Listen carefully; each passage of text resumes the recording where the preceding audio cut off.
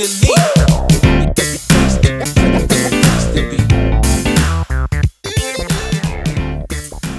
back to my film and TV channel. Yes, and we're catching up. This is where I might have missed an early season, and I've sort of watched a couple of seasons in one go just to catch up with things. And this is one I missed that first appeared in 2023. Yes, it's The Power of Parker on BBC. So, yeah, two series, almost 2 years apart. Lots of typical British, shall we say, dramedy. It's not laugh out loud humour, this, guys. It's all about characterisation and liking the characters and sort of liking the people in it. It's as simple as that. And it's over 12 episodes, 28 minutes an episode, so it's the BBC. So, as I said, I went back and watched series 1 and 2. We're both available on BBC iPlayer, so you can watch that. As that, I'm recording this on the 4th of June 2025, so you can watch it all on there. And I think series 2 is showing weekly on the BBC.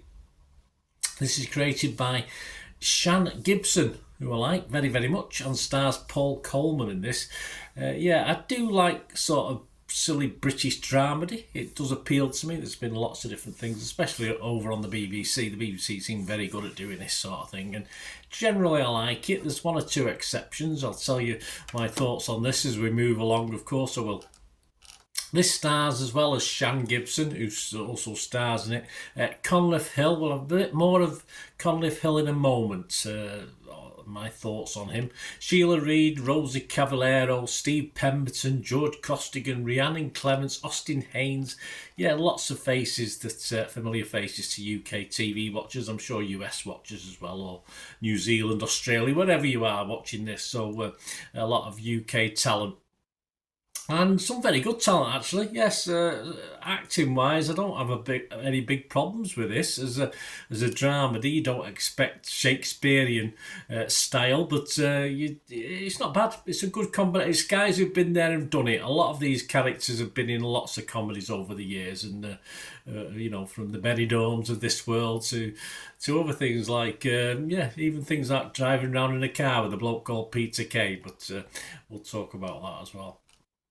The first season was released back on the 28th of July 2023, and this started airing on the 30th of May 2025, with all 6 episodes, as I said, of the second series added now to the first. So my thoughts, yeah, I'm reviewing this on the 3rd of June. I mean, generally, what's not to like? People Next Door, that sort of comedy. It's that sort of... It's not belly laughs. It doesn't really... It's all about the chemistry. It's all about the chemistry of the characters. Silly storylines, as you'd expect. Loads of plot holes, of course there is. But the characters in this are generally good fun, and yes, appeal more perhaps to those who lived and were about in the 80s and 90s, because that's when it's set, in the, you know, the time of Maggie Thatcher being ousted and stuff like this. But yeah, and this sort of style of comedy probably appeal more to people of a certain age who perhaps lived through it. So you're sort of making comparisons. Don Robinson was looking at Stockport, where all this is based around, and making comments like you can't park in front of the market hall and all this sort of thing, even in the 80s and 90s. But I mean, it doesn't really matter that too much to me about the sort of intricacies and the deep down into it. I just want to be entertained and enjoy watching the characters. Rachel Cook, the New Statesman, described it as comic perfection, but that's with its 1990 setting and jokes about Annika Rice and Juliet Bravo. It may only be half comprehensible to anyone under 45. In the same way, if we're watching an American thing and they talk about American stuff, that you know, it can still be funny, even if you don't know what the hell they're on about. And this is sort of my excuse for this one as well. Lucy Mangan, who can be a little bit strict, old Lucy sometimes. She said, young Lucy, shall we say. Sorry, Lucy. The Guardian, she wrote, "This comedy drama wishes it was a Victoria Wood show." Yeah, I mean, I think it's a bit harsh by Lucy. Yeah, Victoria Wood, she didn't exactly create this sort of British drama, did she? Hooked onto it. It was there already. It's been around for a long time. And yes, Victoria would have been a wonderful addition to any British comedy at any time. In fairness, but of course we do have the wonderful. And I do say wonderful because I do like this lady, Shan Gibson, who obviously was involved in the writing of this as well. And all right, she ain't Victoria Wood, but that's a pretty high bar to go at, isn't it? In fairness, the fun and my interest does drop in this just a little, and it did wane a little as well. I binge watched this, guys, in less than 24 hours, which didn't help. I think if I'd watched one every now and then or a couple every now and then, I might have got a little bit more out of it. But yeah, the story centres around, well, of course, Shan herself, but Conleth Hill is Martin Parker, so the main male protagonist in this. And I think personally, although he seems well suited to the role, his style, that smarmy sort of yuppie sort of look from the 80s, if you like, although he fits it perfectly. I just thought his timing, comedy timing, and the way he presented this, it was a bit of a letdown. I think I bet some other, I'm not going to say who, but I think someone else could have done a much better job with the role. And as I said, I did binge watch it, and I think it all falls down. But when he's certainly perhaps on the screen a little bit more in series 2 as well, and if he's on a lot, I just don't think it works as well when he's on the screen. It just doesn't work, the chemistry, the style, in the way that it does when other actors are on the screen doing their roles. If you want a scattergun UK belly laugh comedy, this is not it. It's not going to throw total jokes at you. It's all about characters and feeling and liking the chat that's going on between these people. The little one-liners that perhaps you miss sometimes. If you watch it again, the little looks, the style, and this is perhaps where Hill falls down a little bit. His presentation of stuff, his delivery, I don't think is that good. Bit like my pathetic delivery here. I'd never make an actor, obviously, but as I said, the performance of Shan Gibson always helps a lot, plus some other great stars who've done all this sort of thing before. I've not seen too much of Hill before, so I don't know if he's done lots of this stuff, but I might have seen him and forgot about him. I wouldn't have minded a Peter Kay cameo, perhaps, but I don't think he would have done that role either. I'm just thinking someone else could have done it better, but as I say, it's off the top of my head. Let me know who you think. If you liked his performance, fair enough, guys. It's all opinions, isn't it? But if you think like me, he let the series down a little bit, let me know who you would have fancied doing it. It sets itself up for a third series, but I don't have any information on that.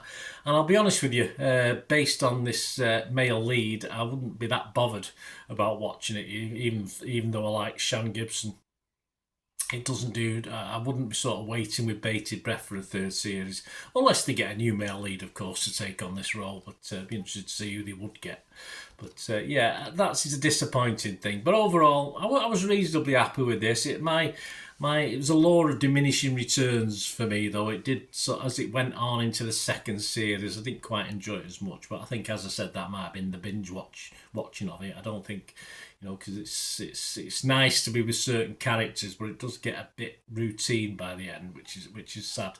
It's doing all right score-wise on Internet Movie Database. Only 728 scores and reviews as I'm doing this, and it's getting a 6.8 out of 10. That's fine. I can imagine that going to about 6.5, and I'm going to give it a 6.5 as well. Although I said I probably would have scored Series 1 higher, and it's just to say, but by the end of Season 2, I thought it was very watchable if you like the sort of British dramedy sort of thing. That's not necessarily laugh out loud stuff, but all about characterisation. If you like certain characters, you'll like it. So I was fresh on Rotten Tomatoes and I was positive on Metacritic. So there you go, 6.5 from me. Let me know your thoughts, guys. My apologies to Mr. Hill, but I'm sure he could do better in other roles. I just don't think this role suited him. But there you go. That was my main problem with this, in fairness. Anyway, thanks for watching, guys. Please, if you do like what I try and do on the channel, I'm usually very positive. I try to be positive with this, even though there's certain things I didn't like. If you like what I try and do, I want to help support the channel going forward. I'm not too proud not to ask for help, from subscriptions to memberships, etc. So if you just stay watching and listening for a minute or so, you can find out ways you can help the channel. And thank you very much. Ways to help me out, guys. If you watch the ads, if the ads on this YouTube ads, that helps in a very little way, but it all helps. It all, watch the pennies and pounds look after themselves, they say, don't they? Or the pennies or the 10p's look after themselves. But if you watch the ads or follow the links on the ads as well, that's always a nice way to support the channel. If you sort of hang on for it, I've done that. I watched other people's and followed the ads, just something I fancied, which does happen from time to time. Of course, you can support me by pushing that subscribe button as mentioned earlier, and that's of course pressing the button so you know when these vlogs are coming out. And of course, I'm always interested in your opinions, and of course, you can give us a like. That'd be wonderful as well. So thanks for watching, guys. Hopefully I'll join you very, very soon with something else. Until we meet again, I'll never ask one thing, don't I? Please stay safe, everyone. Bye for now.